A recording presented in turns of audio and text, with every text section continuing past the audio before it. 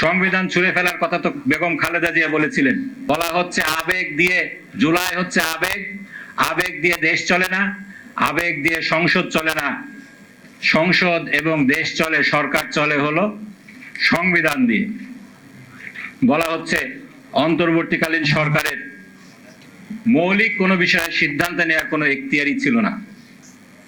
এমন ভাবে সংবিধানটাকে তুলে ধরা হচ্ছে, যেভাবে আমরা দেখেছি মুক্তিযুদ্ধের পক্ষের শক্তি বিপক্ষের শক্তি বলে দেশকে বিভাজিত করা হয়েছিল, আজকে সংবিধানের পক্ষের শক্তি এবং বিপক্ষের শক্তি হিসাবে দেশকে আবার বিভাজনের পায়তারা চলছে। বলা হচ্ছে সংবিধানকে ছুঁড়ে ফেলার কথা বলে সংবিধানের বিপক্ষে অবস্থান নেওয়া হয়েছে। সংবিধান ছুঁড়ে ফেলার কথা তো বেগম খালেদা জিয়া বলেছিলেন। যিনি এই কথাটি তুলে খোঁটা দিলেন যে এখান থেকে ৭১-এর পরাজয়ের গন্ধ আসে, এই জন্য আপনারা ছুঁড়ে ফেলতে চাচ্ছেন, সেই ব্যারিস্টার আন্দালি পার্থই এই কথা বলেছিলেন। বিএনপির আরেক নেতা আনোয়ার জাহিদ এই কথা বলেছিলেন। আমাদের কথা পরিষ্কার, আমাদের কথা হলো সংবিধানের দোহাই দিয়ে ফ্যাসিবাদকে যেভাবে প্রতিষ্ঠা করা হয়েছে আমরা সেটার বিপক্ষে। সংবিধানের দোহাই দিয়ে সেই ফ্যাসিবাদী সরকার তাদের মাস্টার মাইন্ড আদালতের কাঁধে বন্দুক রেখে সেই খায়রুল হক বহুদলীয় গণতন্ত্রের জন্য যেই সংশোধনী আনা হয়েছিল, পঞ্চম সংশোধনী যেটা এনেছিলেন শহীদ রাষ্ট্রপতি জিয়াউর রহমান, সেটাকে ছুঁড়ে ফেলে দিয়েছিল। ত্রয়োদশ সংশোধনীর মাধ্যমে নির্বাচনী ব্যবস্থাকে সংস্কার করা হয়েছিল।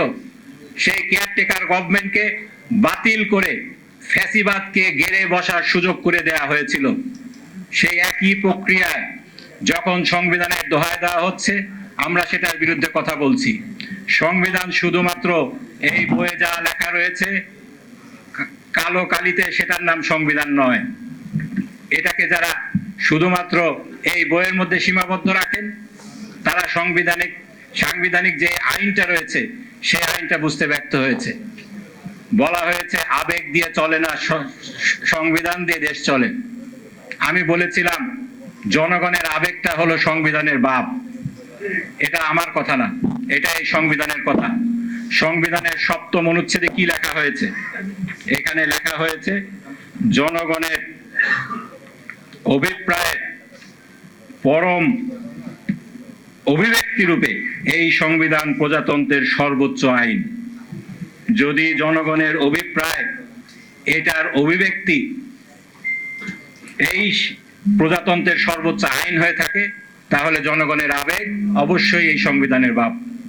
এই কথার স্বীকৃতি ত্রয়োদশ সংশোধনীর রায়ে বলা হয়েছে।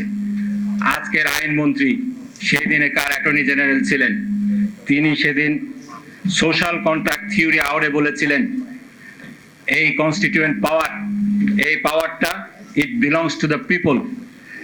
এবং এই সংবিধান রচিত হওয়ার পরেও এই পাওয়ারটা জনগণের কাছে থেকে যায়। জনগণ যখন চাবে, যখন এর প্রয়োজন হবে, এর প্রয়োগ করতে পারেন।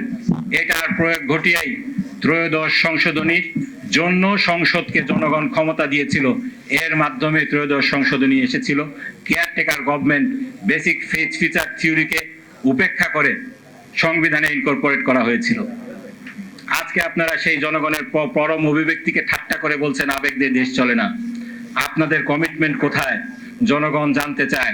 ফ্যাসিবাদী কায়দায় আবার আপনারা সংবিধানকে কেন, সংবিধানের দোহাই কেন দিচ্ছেন? জনগণ এটা জানতে চায়।